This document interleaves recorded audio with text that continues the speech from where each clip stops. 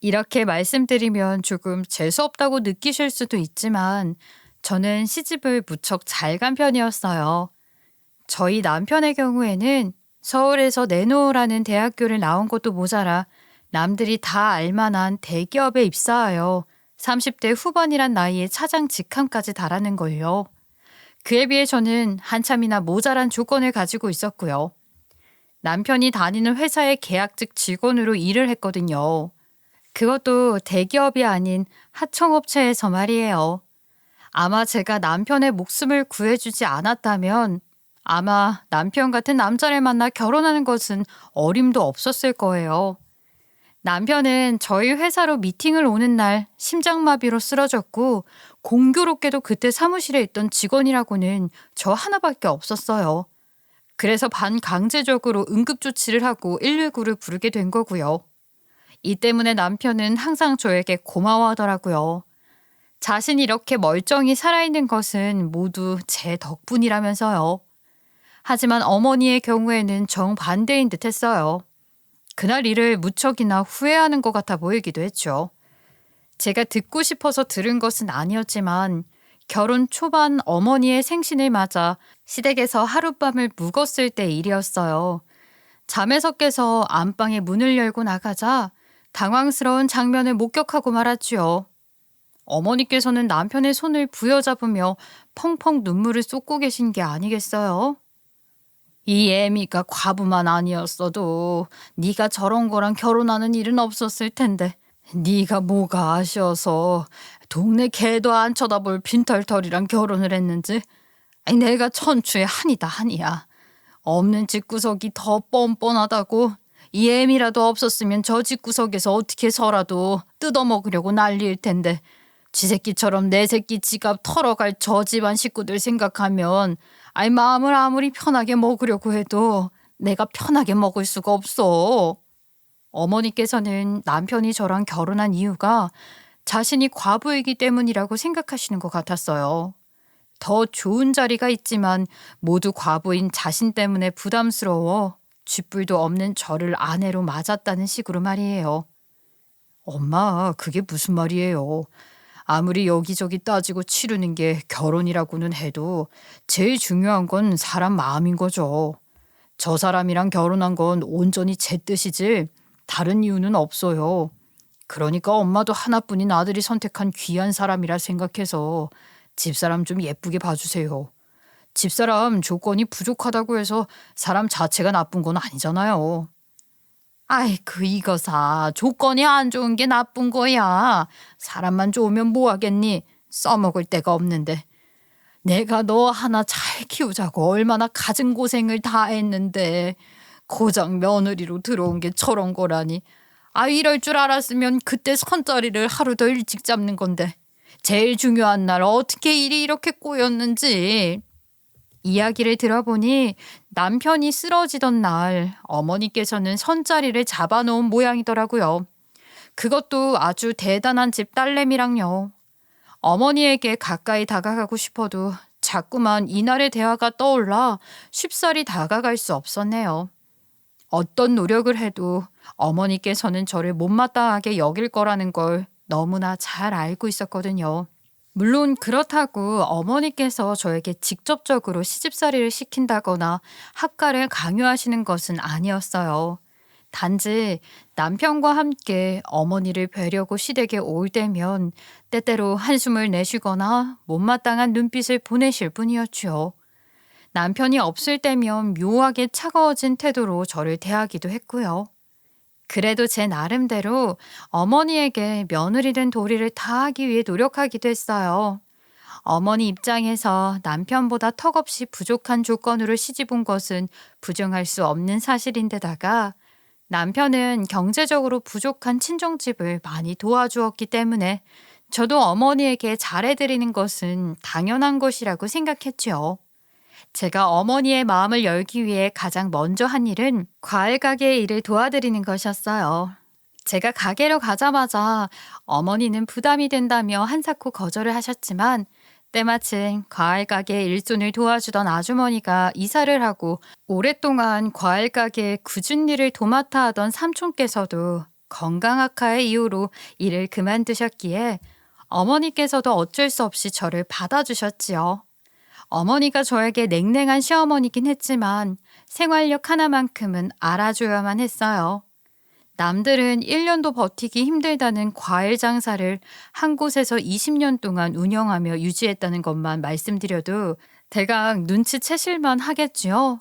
어머니가 과일 가게를 운영하는 곳은 아파트 단지 근처로 손님들이 많을 것 같지만 한창 장사로 우르르 생겼다가 또 우르르 사라지는 것이 과일 장사였기에 20년 동안 공백 없이 꾸준하게 과일을 팔고 계신다는 것만으로도 굉장히 대단한 일이었어요. 그럴 수밖에 없는 것이 어머니께서는 친화력도 좋은 데다가 계산력도 빨랐기에 동네 주부님들의 마음을 꽉 잡고 계셨는걸요. 하지만 장사의 신이라고 소문난 어머니마저도 피할 수 없는 것이 하나 있더군요. 그건 바로 대형마트의 등장이었어요. 대형마트가 들어온 후 가게 수입은 한창 때 절반도 안 될 만큼 뚝 떨어지더라고요. 시간이 지날수록 상가 월세도 간신히 낼 정도밖에 벌지 못하는 날도 수두룩해졌고요. 벌이가 점점 안 좋아지자 남편은 가게의 월세를 대신 내주겠다고도 했지만 어머니께서는 한사코 거절하셨어요. 하늘이 두 쪽 나는 일이 있어도 아들의 돈은 건들 수 없다면서요. 그때부터 어머니께서는 과일 판매 말고도 수익이 날 수 있는 방안을 모색하기 시작하셨지요. 고심에 고심을 하시던 어머니께서는 곧바로 과일 주스와 샐러드 배달 장사를 시작하시더군요. 손님들이 급격히 줄어들자 창고에 쌓여있는 과일들을 버리기 아까웠던 어머니께서 배달원을 고용하여 샐러드와 과일 주스를 판매하기 시작한 것이었어요.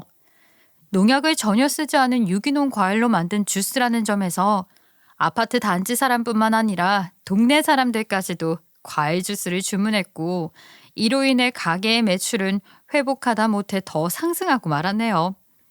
과일 주스의 매출이 날이 갈수록 높아지자 어머니께서는 과일 가게 위에 위치한 사무실까지 계약하시며 전문적으로 과일 주스를 만들기 시작하셨어요. 그렇다고 제가 하는 일이 크게 바뀐 것은 아니었답니다. 전 여전히 과일 가게의 도매와 판매를 맡고 있었거든요. 더군다나 어머니께서는 돈이 잘 되는 일일수록 신경을 써야 한다며 자신이 직접 사람을 고용하여 과일 주스를 만들게 일을 시키셨지요. 어머니에게 크게 바라는 점은 없었지만 조금 서운하기는 했네요. 아무리 그래도 명색의 며느리인데 상가 근처에는 얼씬도 못하게 하더니 이건 어머니께서 너무하신 거잖아요. 그러던 중 평온하던 제 일상을 무너뜨린 일이 일어나고 말았습니다. 원래라면 2층 상가에서 내려오지 않아야 할 어머니께서 이날만큼은 평소 보지 못한 고운 옷까지 차려입으시고는 과일 가게 앞에 서 계시더군요.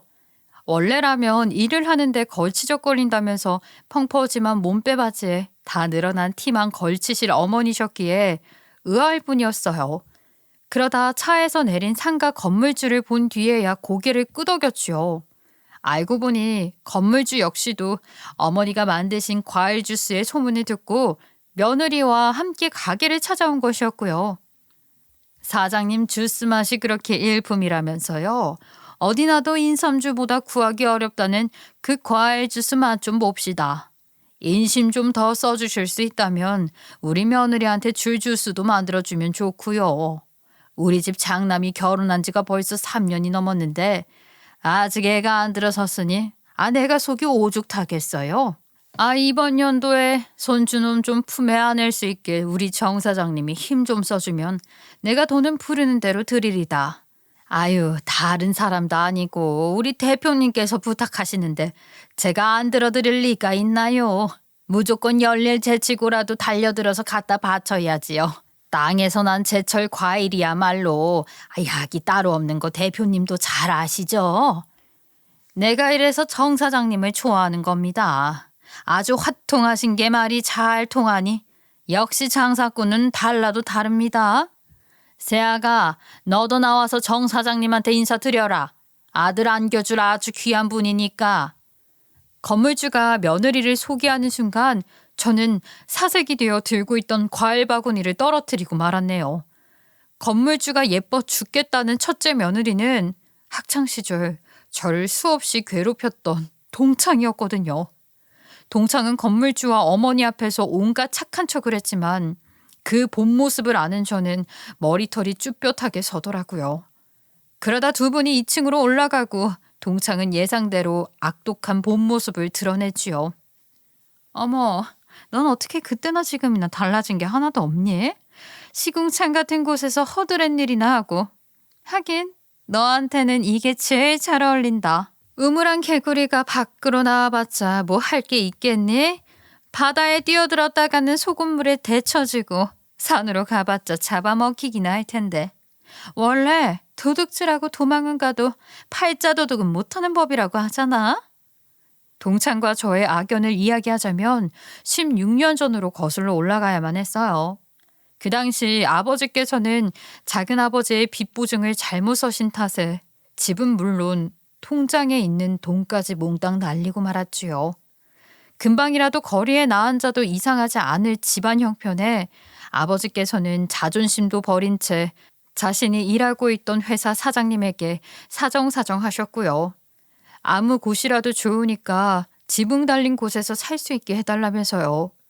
그렇게 아버지의 애원으로 저희 가족은 간신히 사장님 댁의 창고에서 살 수 있게 되었고, 이때부터 동창과 저의 악연이 시작되었습니다. 동창은 사장님 댁의 딸이었거든요. 사장님과 사모님은 오갈 데 없는 저희 가족을 받아준 것을 앞세워 툭하면 아버지를 운전기사로 부리거나 어머니를 가정부로 쓰기도 했어요. 그것도 무급으로 말이에요. 이렇게 부모에게 못된 행동을 그대로 배운 동창은 작게는 방 청소를 시키거나 숙제를 대신 시키기도 했지요. 그러다가 동창은 사모님이 아끼는 다이아몬드 목걸이를 팔아버렸고, 이 일을 계기로 저희 가족은 추운 겨울날 그나마 지내던 창고에서도 쫓겨나게 되었네요. 동창은 다이아몬드 목걸이를 훔친 것이 저라고 거짓말을 했거든요. 그때 이후로는 다시는 동창을 볼 일이 없을 거라 생각했지만 참 악연만큼 질긴 인연도 없더라고요. 그러지 않고서야 이렇게 다시 마주칠 리가 없잖아요. 그때 목걸이 판 걸 걸려서 어찌나 혼났는지. 너네 가족 쫓아내고도 걸릴 거였으면 차라리 그때 너희 가족을 내주지 말 걸 그랬어. 무급 운전기사에 무급 가정부 구하는 게 쉬운 일은 아니잖아. 그때 너희 가족 덕분에 돈 한 푼 안 들이고 잘 지냈었는데 말이야. 너야말로 어떻게 16년 동안 변한 게 하나도 없니? 나이를 곱절이나 먹었으면서 반성이라고는 눈꼽만큼도 안 한 거니? 네 시어머니도 이런 네 실체를 알아야 할 텐데 속이 시커먼 구렁이가 있는 줄도 모르고 큰 며느리 노래를 부르시는 걸 보면 아주 입이 다 근질거릴 정도야. 기가 막혀서? 과일 나르는 장사치라도 불쌍해서 사람 대접 좀 해줬더니 네가 진짜 나랑 동급이라도 된 거 같지? 어이가 없어서. 야, 내 속에 구렁이가 몇백 마리가 있던 쥐뿔도 없이 과일 바구니나 뒤지는 너보다는 100배 1000배 나아. 네가 흙 묻은 고무신 신고 여기저기 뛰어다닐 때 난 구두 신고 편하게 앉아서 네가 가져다주는 과일 먹는 사람이야, 알아?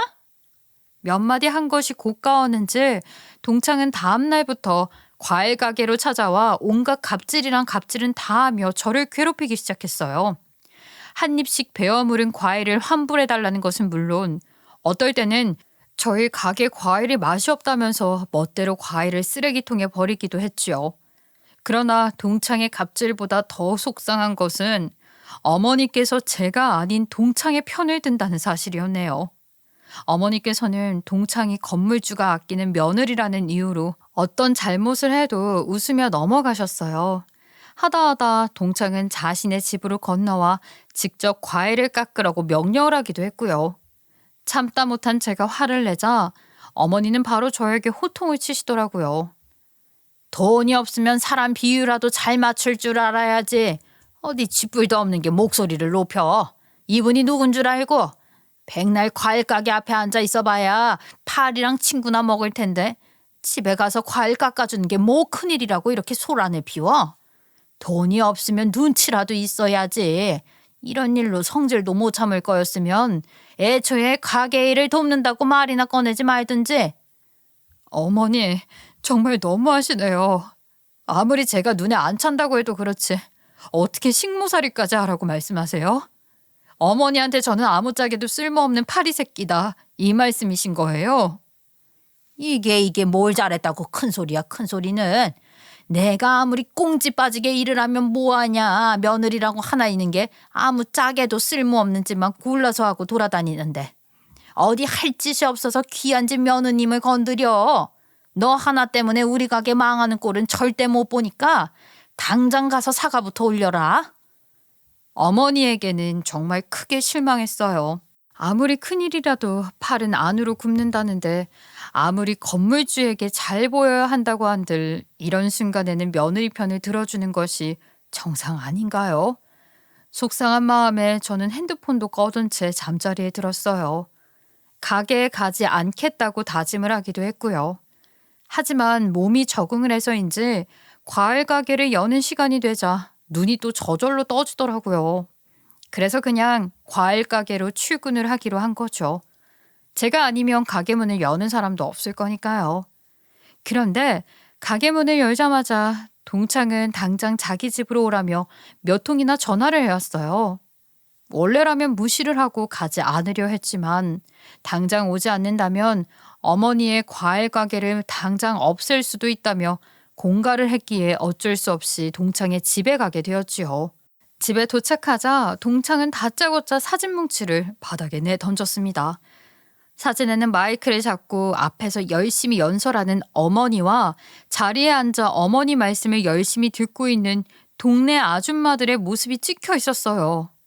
무슨 상황인지는 몰라 가만히 사진만 보고 있자 동창은 발로 사진을 툭툭 건드리며 말도 안 되는 이야기를 시작하더군요.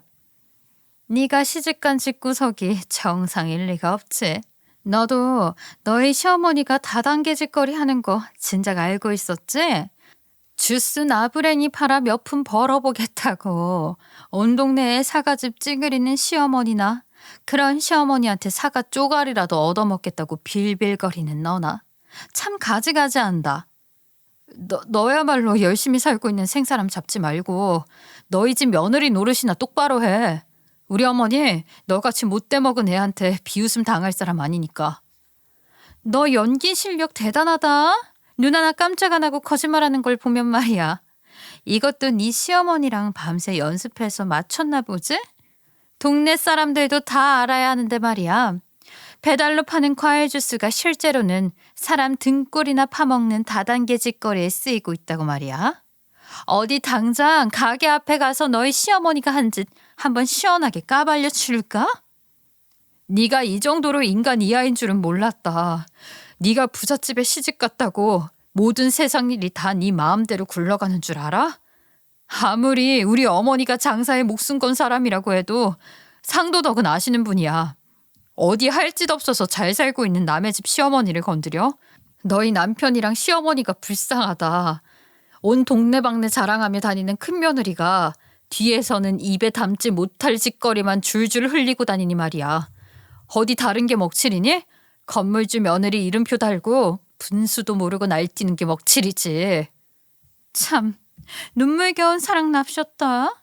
친거가 이렇게 명백한데 오리발을 내밀어도 유분수지. 네가 그렇게 사랑한 시어머니가 어떤 짓을 했는지 네 눈으로 직접 확인해 봐라. 어머니께서는 자신이 손해를 봤으면 봤지 불법적인 일은 절대 안 하시는 분이었기에 무언가 오해가 있을 거라고 생각했어요. 동창이 단단히 오해를 하고 있다고도 여겼고요. 그러나 동창이 내민 계약서들과 프린트들을 보는 순간 맥이 탁 풀려버리고 말았어요. 동네 아줌마들과 나눈 문자와 계약서에는 어머니가 과일 주스를 팔라고 강요한 내용들이 낱낱이 적혀 있었는걸요. 게다가 계약서에 적힌 수수료 항목은 어머니에게 유리한 쪽으로만 적혀 있었어요. 그보다 더 중요한 것은 과일 주스 사업을 같이 할 사람을 데리고 오라는 항목이 적혀 있기도 했지요. 그건 영락없는 다단계 회사에서나 쓰는 표현이잖아요. 하늘이 무너지는 기분이라고 해도 설명이 다 안 될 정도로 큰 절망감을 느끼게 되더라고요. 아무리 가게 형편이 어렵다고 한들 어머니께서 다단계 사업에 손을 뻗었을 거라고는 꿈에도 생각하지 못했으니까요. 네 시어머니가 동네 아줌마들한테 사기치는 바람에 우리 집 가정부 아줌마는 땡전 한 푼도 못 건지고 나왔다더라.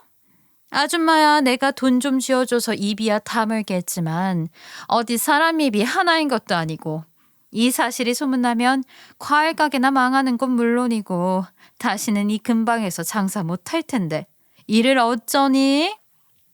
우리 어머니가 다단계를 하다니 말도 안 돼. 네가 원하는 게 사과라면 지금이라도 무릎 꿇고 사과할 테니까 이번 일은 비밀로 해줘.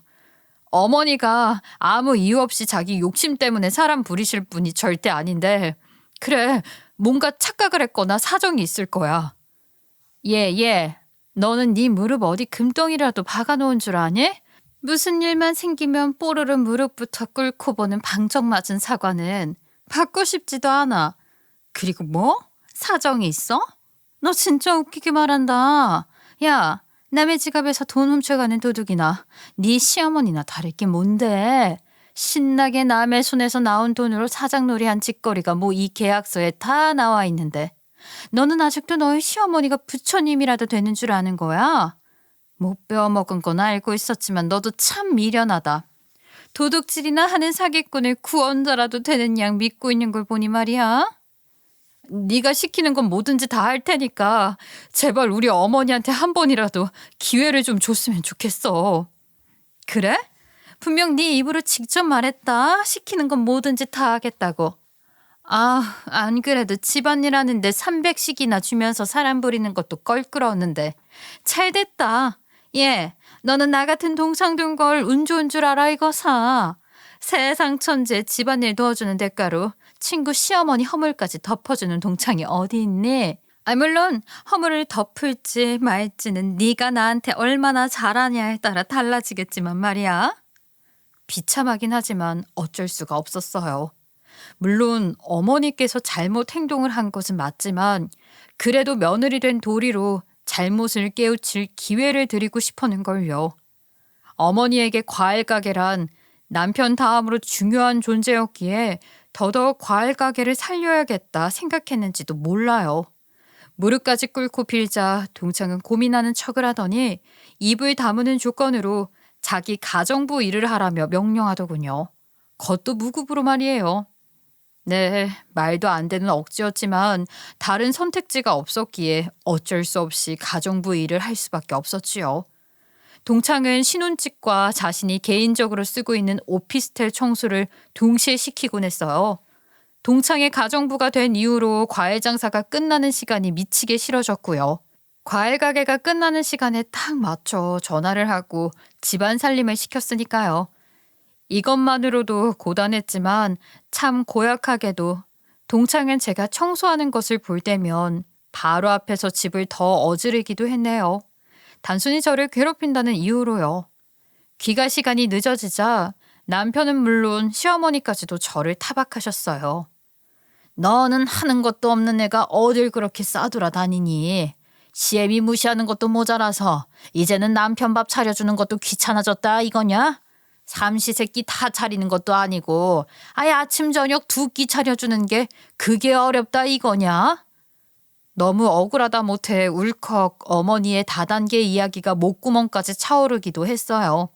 하지만 혹여나 남편이 어머니의 행동에 충격을 받을까 입을 꾹 다물고 있다가 남편이 없는 곳으로 어머니를 모시고 나와 사실대로 두 손을 모으고 싹싹 빌기 시작했지요. 어머니, 제가 이렇게 부탁드릴게요. 사업이라는 게 과일 주스만 있는 것도 아니잖아요. 아무리 형편이 어려워도 다른 사람 주머니 뒤지는 건 말도 안 되는 일이고요. 어머니께서도 그러셨잖아요. 굶어 죽는 안이 있더라도 다른 사람 등쳐먹는 짓은 안 하겠다고요. 이제 다단계 사업은 제발 그만둬 주세요. 눈물을 흘리면서까지 어머니에게 부탁드렸네요. 제발 사업을 접자고요. 그러나 동창에게 해코지 당하고 있다는 말까지는 어머니에게 차마 하지 못했어요. 자기 이름이 건물주의 귀에 들어갈 시에는 어떤 보복도 각오하라며 공갈을 했기 때문에 어쩔 수가 없었죠. 얘가 지금 무슨 말을 하는 거야? 아니 어디서 쓸데없는 소리를 주워들었나 본데 그럴 시간이 있으면 네 남편이나 잘 돌봐라. 네 서방은 집에서 밥도 못 얻어먹어서 하루가 다르게 말라가는데 마누라라는 인간은 쓰레기통이나 뒤져서 쓸데없는 소문이나 집에 끌고 오니 집에 꼴이 잘 돌아갈 리가 없지. 어머니, 제발 좀 떳떳해지세요. 대표님네 가정부 아주머니한테도 다단계 권유하면서 돈 뜯으셨다면서요. 어머니는 창피하지도 않으세요? 그의 얼굴은 어떻게 보려고 이런 말도 안 되는 일을 벌이시는 거예요. 너는 이 시애미가 남의 돈이나 뜯어내는 사기꾼으로 보인다 이거냐? 구더기 무서워서 장도 못 담글 거였으면 아예 시작도 안 했다. 쓸데없는 사람 말에 귀 기울이지 말고 하던 일이나 잘해. 시어머니께서는 오히려 저를 나무라셨고 이로 인해 원래도 좋지 않던 고부 사이는 이 일을 계기로 완전히 틀어지게 되었지요. 엎친 데 덮친 격으로 동창은 가정부 일에 이어 돈까지 요구하기 시작하더라고요. 초조해질 뿐이었어요. 시어머니에게 월급을 받는 족족 친정엄마의 병원비로 쓰고 있었기 때문에 동창이 요구하는 돈을 지불하는 것은 정말 불가능했습니다. 그래서 돈을 주지 못한다고 말을 하자 동창은 저를 더욱 못살게 굴기 시작했네요. 급기야 영업시간임에도 불구하고 저를 불러내기 시작하더군요. 제사상을 차리라면서요. 이미 동창에게 흠이란 흠은 잡힐 대로 잡혔기 때문에 어쩔 수 없이 제사상을 차리게 되었지요. 어머니의 과일 가게를 지키기 위해서요. 동창이 소파에 누워 텔레비전을 보는 사이 저는 혼자서 전을 부치고 국을 끓이며 제사 준비를 시작했어요. 음식 준비를 하느라 진이 다 빠진 찰나 초인종이 울리고 현관문을 여는 순간 깜짝 놀라게 되었지요. 그 앞에는 시어머니께서 서 있으셨거든요. 얼빠진 얼굴로 뒤집개를 든 채 서 있자 뒤이어 박장대소를 하는 동창의 웃음소리가 들려오더군요. 고개를 돌리자 동창은 눈물까지 훔치며 자신이 어머니를 불렀다고 대답을 했고요. 제가 돈을 줄 형편이 안 되자 어머니에게 돈을 뜯어내야겠다면서요. 그동안 그쪽 며느리는 실컷 부려먹었으니 이제 아줌마한테 돈이나 뜯어내고 이 짓도 그만하려고요. 저도 양심이라는 게 있는데 어떻게 약점 하나 잡았다고 사람을 계속 부려먹을 수 있겠어요. 제가 말한 돈은 확실하게 준비해 오신 거 맞죠? 눈칫밥 꽤나 드신 분이니까 제가 무슨 말 하는지 잘 아실 거라고 믿어요. 원래 장사라는 게 신뢰가 제일 중요한 건데 장사 신이라고 소문까지 나신 분이 다단계에 손댔다고 하면 사람들이 어떻게 생각하겠어요? 이게 무슨 말이냐? 그럼 그동안 네가 늦게 들어온 게 다 이 집 종노릇해서라 그 말이냐? 아줌마가 남의 돈 끌어모으면서 두 다리 뻗고 꿈나라에서도 돈 셀 동안 우리 불쌍하신 며느님께서는 꽁으로 제 수발 드느라 고생이 참 많으셨어요. 그것도 잘난 시어머니 때문에 말이에요. 그러니까 지금까지 돈 한 푼 못 받고 개고생한 며느리 생각해서라도 빨리 저한테 돈을 줘야죠. 지금 당장 어머님 건물에서 나가서 거지 꼬락서니로 전국 팔도 돌고 싶은 게 아니라면요. 아이고 주야, 그럼 지금까지 이 못된 것 때문에 우리 며느리가 동네 똥개보다도 못하게 부림당하면서 개고생을 했다 그 말이냐? 아이고 이 불쌍한 건 혼자서 얼마나 고생이 많았을꼬.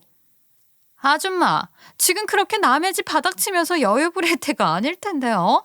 조금 있다가 저희 어머님, 아버님 제사 지내러 오실 거예요. 그때 되면 제가 어머님한테 무슨 말을 할지 모르는데 계속 이렇게 팔자 좋게 바닥만 치고 계실 건가요? 동창이 화를 돋우는 식으로 비꼬자 어머니께서는 주머니에 있던 핸드폰을 꺼내 만지시더니 곧장 번쩍 손을 들어 올려 동창의 뺨을 내리치시더군요. 한 번으로는 분이 풀리지 않으신지 어머니께서는 한 번 더 동창의 뺨을 후려 갈기셨고요. 자기 집 개가 아무리 밉다고 한들 남의 집 개한테 얻어맞고 오면 화나는 법인데 감히 우리 며느리를 건드려? 고약한 것. 어디 돈 좀 있다고 사람을 물러보는 것도 유분수지. 하다 순에 빠진 애를 데리고 공갈까지 해. 이봐요 아줌마. 내가 그래도 정이 넘쳐서 돈이나 받으면 좋게 넘어가려고 했는데 사람 호의를 이따위로 날려버려? 어디 내가 가만히 있을 것 같아? 20년 동안 장사한 과일 가게? 웃기지도 않지. 당장 우리 어머님한테 말해서 가게 문 닫게 할 테니까 길거리로 쫓겨나서 알거지 될 준비나 하시지. 어디 그뿐인 줄 알아? 당신네 다시는 장사는커녕 얼굴도 못 들고 다니게 쪽이란 쪽은 다 줄 테니까 기대해야죠. 동창은 양쪽으로 부어오른 뺨을 감싸며 길길이 날뛰었지만 어머니께서는 눈 하나 깜짝하지 않고 오히려 여유로운 태도를 보이기까지 하셨어요. 마음대로 하라는 식으로요. 그러자 동창은 휴대폰을 꺼내며 다시 한번 어머니를 공갈해 왔어요. 건물주에게 당장 전화를 걸어 다단계 회사임을 만천하에 공개하겠다면서요. 그러자 어머니께서는 오히려 여유로운 미소까지 지으며 핸드폰을 꺼내 동창의 앞에 들이미셨죠. 나야 망한다고 쳐도 아무도 없는 시골에서라도 다시 장사하면 그만이지만 당당하게 시어머니 운전기사랑 바람난 그쪽은 한 번 망하면 더 이상 일어날 가망이 없을 것 같은데. 내가 미쳤다고 운전기사랑 바람이 나겠어? 당신 쓸데없는 말로 물 흐려서 어떻게든 빠져나갈 속셈인가 본데 누가 당신 맘대로 하게 내버려둘 줄 알고. 웃기지 마. 당신 내가 명예훼손으로 고소할 거야. 아이고 누가 무서워할 줄 알고. 협박이란 협박은 다 해놓고 상황이 뒤집히니까 무섭긴 한가 보지. 그런데 이걸 어쩌나. 이미 네 시애미며 남편한테 잘난 그쪽 며느리가 따박따박 월급 받아먹는 운전기사랑 바람이 나도 한참 전에 났다고 다 물어버렸는데 우리 밥줄 걱정할 시간에 이혼녀 딱지에 불륜녀 딱지까지 골고루 붙이고 살 네 인생이나 걱정하시지. 시어머니께서 삿대질을 하자 동창은 파랗게 질리다 못해 창백해진 얼굴로 벌벌 떨기까지 하더군요. 어머니에게 어떻게 알았는지 물어보기도 했고요. 그러자 어머니께서는 코웃음을 치시며 팔짱을 낀 채로 동창의 앞으로 다가가 핸드폰을 내미셨어요. 어머니의 핸드폰 안에는 동창이 낯선 남자와 웨딩 사진을 찍은 모습이 그대로 찍혀 있었지요. 그러게 왜 운전기사 보고 직계약을 하라고 해가지고 등잔 밑이 어둡다고. 내가 그 집주인일 거라고는 꿈에도 생각 못한 모양이지. 알고 보니 어머니께서는 주스를 팔아서 모은 돈으로 과일 가게 근처 아파트를 매매하신 것이었어요. 공교롭게도 동창과 깊은 관계였던 운전기사가 다른 집도 아닌 어머니가 매매한 집에 전세 세입자로 들어간 것이었고요. 아무래도 오래된 집이다 보니 어머니께서는 도배며 화장실을 수리해주기 위해 운전기사의 허락 아래 집에 발을 들이게 되었고 그 과정에서 동창과 운전기사가 함께 찍은 웨딩 사진을 보게 된 것이었지요. 남자 이야기가 나오자 조금 전까지만 해도 당당하던 모습은 어디로 갔는지 동창은 어머니의 바짓가랑이를 붙잡으며 싹싹 빌기까지 하더라고요. 저희 어머님이랑 그이 알게 되면 전 정말 끝이에요. 또 돈이라면 얼마든지 드릴 테니까 아버님이랑 그이한테는 사장님이 사람을 착각해서 문자를 잘못 보냈다 이런 식으로 한 번만 말씀해 주세요. 예? 저 이대로 가다간 불륜녀 딱지가 중요한 게 아니라 정말 큰일 날지도 몰라요. 우리 며느리 데려다가 월급 한 푼 안 주고 부려먹은 것도 모자라. 다 늙은 노인네 데리고 협박하면서 장난질한 거였으면 이 정도 일은 각오했어야지. 네 손모가지에서 나오는 돈 필요 없다. 장사꾼 생활만 20년 넘게 하면서 나도 돈이라면 수두룩 빽빽하게 만져본 사람이야. 어디 주제도 모르고 근본 없는 돈다발을 들이밀어. 나는 억만금을 준다고 해도 너같이 못되고 파렴치한 거 감싸줄 생각은 추호도 없으니까 다 자기 업 뭐라 생각하고 죗값이나 달게 받아라. 제발요 사장님 저 좀 살려주세요. 저 이대로 쫓겨나면 아무것도 없어서 정말 길바닥에서 자야 할지도 몰라요. 사람이 인정이 있어야 하는 거잖아요. 무슨 일이든 할 테니까 한 번만 도와주세요. 그거야 내 알 바 아니고. 며느리라면 껌뻑 죽는 네 시애비랑 운전기사랑 바람난 줄도 모르고 죽어라 일하는 네 서방한테도 결혼식 사진 보내놨으니까 어디 한번 알아서 수습해보라지. 아가 이 작것이 하는 말 더 들었다가 우리 귀까지 썩어나겠다. 어서 나가자. 동창은 거의 무릎으로 걸어 다니다시피 하며 어머니에게 변명을 하다 애원을 했지만 어머니께서는 단호하게 거절하시며 제 손을 잡아 끌어주셨어요. 어머니와 손을 맞잡고 아파트를 빠져나오는데 왈칵 울음이 터지고 말았지요. 어머니가 너무 든든하고 따뜻하게 느껴졌거든요. 어머니는 그동안 이런 일을 겪게 해서 미안하다며 사과를 하셨어요. 그러면서 제가 오해했던 것들을 차근차근 설명해 주셨고요. 어머니의 이야기를 들으면서 저는 부끄러움에 고개를 떨어뜨리고 말았네요. 사실 어머니께서는 그동안 경제적 능력이 되지 않거나 형편이 녹록치 않은 동네 아주머니들을 모아다가 일자리를 제공했다고 해요. 아주머니들은 과일 주스를 만들고 매출 관리를 하며 일을 했던 거고요. 그럼 어머니를 다단계라고 말했던 가정부 아줌마는 왜 그러신 거예요? 얘기 들어보니까 어머니 가게에서 과일 주스 만드시는 일을 했던 것 같은데. 그 옆편에 갑자기 일 생겼다면서 잠수 탈 때부터 알아봤어야 하는 건데. 아유, 같이 과일 가게 하면서 사장 소리 듣다가 쫄딱 망해서 밥 한 끼도 못 먹는 게 딱해서 받아줬더니 기어코 일을 저질렀어. 이게 다 우리 가게 장사가 잘 되니 질투가 나서 이따위 말도 안 되는 일을 벌인 거 아니겠어. 알아보니까 아주 부지런하게도 소문을 냈더구나. 내가 과일 가게 탈을 쓰고 다단계 회사를 운영한다고 말이야. 네? 저는 어머니가 그런 줄도 모르고 오해만 했네요. 죄송해요. 제가 좀 더 처신을 잘했어야 이런 일이 없었을 텐데. 제가 너무 멍청해서 멍청한 탓에 어머니까지 고생시키고 말았네요. 전 정말 며느리 자격도 없는 인간이에요. 아이고, 이 미련한 것. 그런 큰일이 있었으면 이 애미한테 말을 했었어야지. 혼자서 얼마나 속 끓이면서 고생을 했을꼬. 이렇게 순에 빠져서 이 애미 속이나 긋고 앞으로는 무슨 일이 있던 이 애미 곁에 딱 붙어 있어라. 집 나가면 고생하는 법이야 이거사. 세상에 이렇게 마음씨고 온 며느리가 또 어디 있다고. 아휴, 내가 그동안 너무했다가 미안하다 미안해. 어머니가 왜 저한테 사과를 하세요? 정말 사과할 사람은 저인걸요. 성에 안 차는 못난 며느리인데도 가족으로 맞아주시고 그이랑 화목하게 지낼 수 있도록 도와주신 것만 해도 감사한걸요. 어머니, 오해해서 죄송해요. 단단하게 묶인 오해가 풀린 뒤 어머니와 저는 모든 미움과 응어리진 마음이 모두 풀려 날이 밝도록 서로의 어깨를 끌어안고 오열을 했네요. 그 후 어머니와 저는 둘도 없는 고부 사이가 되어 잘 지내게 되었고요. 더불어 저는 어머니에게 과일 가게를 통째로 물려받아 가게에서 벌어들이는 돈은 고스란히 제가 관리하게 되었지요. 어머니가 과일 가게를 주셨다고 해서 돈을 흥청망청 쓰는 것은 아니지만 모이는 돈을 볼 때마다 흡족하기는 하더군요. 드디어 어머니에게 인정을 받았다는 생각이 들었으니까요. 현재 저는 인생에서 제일 행복한 순간을 보내고 있지만 주변의 이야기를 들어보니 동창은 그동안의 업보를 몽땅 돌려받는 것 같더라고요. 건물주의 아들에게서 위자료 한 푼 받지 못하고 쫓겨났다는 이야기만 들었을 때는 그런가 보다 하고 넘겼지만 가게로 찾아온 동창의 몰골을 보자 상태가 심각하긴 했어요.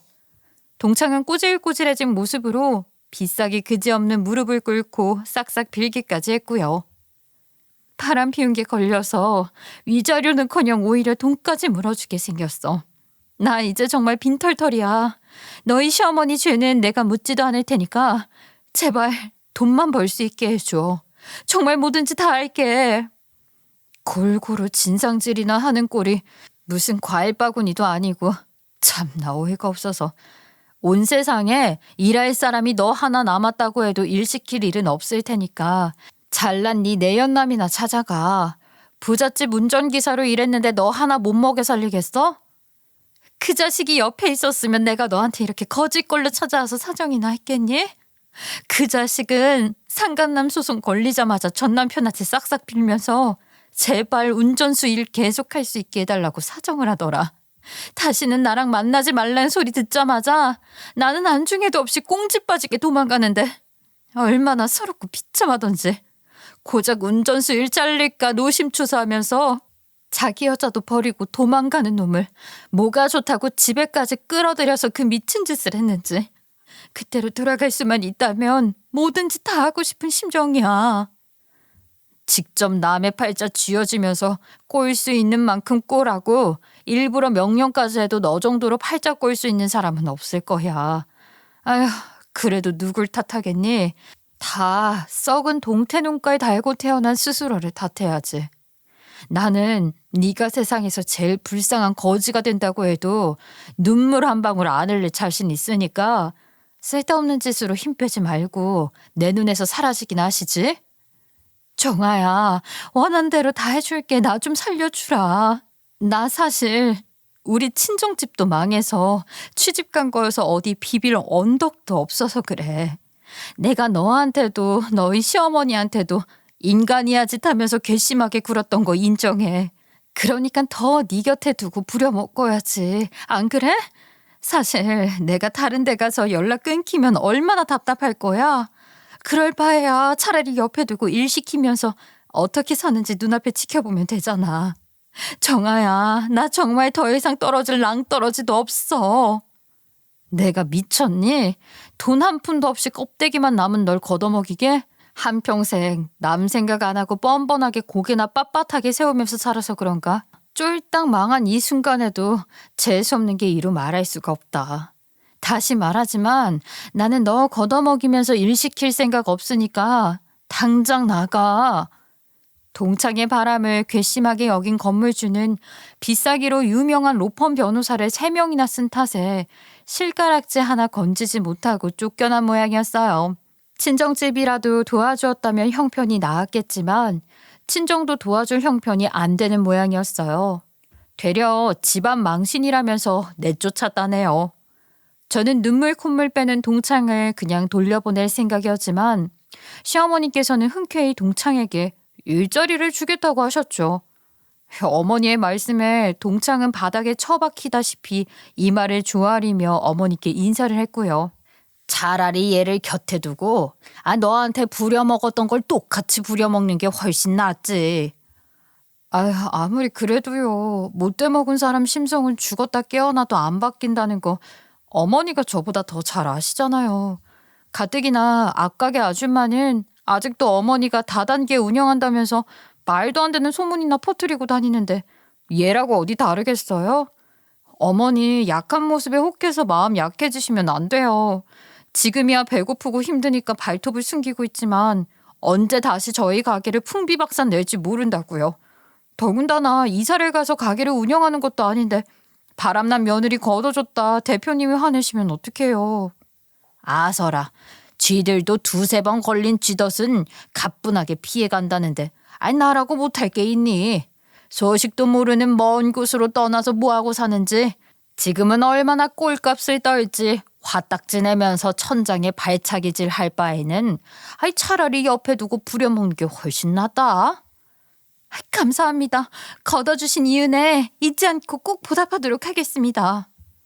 은혜는 무슨, 앞으로 고생하면서 눈물 콧물 다 뺄 텐데 좋은 시절 다 갔다 생각하고 앞으로는 앉아서 죽어라 일만 하도록 해라. 그 후 어머니께서는 정말 눈물이 쏙 들어간다는 말이 나올 정도로 동창에게 혹독하게 대하셨어요. 착즙기 대신 맷돌로 과일 주스를 만들며 최저시급만 주면서 말이에요. 물론 근로시간을 준수하면서 일을 시키기는 했지만 하루에 8시간 동안 맷돌을 간다는 것이 보통 일이 아니었기에 동창은 눈물 콧물 빼며 맷돌을 갈게 되었지요. 그리고 가끔 저는 동창한테 이런 말을 해요. 너 맷돌 가는 거 힘들면 우리 집에 와서 청소랑 빨래 좀 해라. 그게 더 쉬울 거 아니야.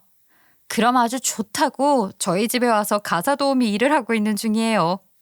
그리고 더불어 허위 사실을 유포한 건너편 과일가게 주인은 명예훼손으로 고소를 한 상태예요. 변호사가 말하길 곧 있으면 벌금형에 처해질 것 같다고 알려주더라고요. 비록 수많은 고비로 인해 힘든 나날도 있었지만 그래도 고비를 넘기고 나니 행복한 일뿐인 것 같아요. 제일 행복한 것은 시댁에 녹아들어 허울뿐인 가족이 아닌 정말로 정을 나눈 가족이 되었다는 점이에요.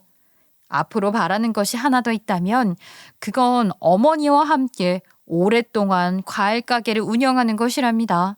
제가 어머니를 위해 희생했던 마음을 어머니도 진심으로 알아주시고 저의 진면목을 알아주시니 이런 복이 또 온 것 같아요. 역시 사람은 한결같으면 언젠간 누구에게라도 인정을 받는 것 같다는 경험을 하게 되었습니다.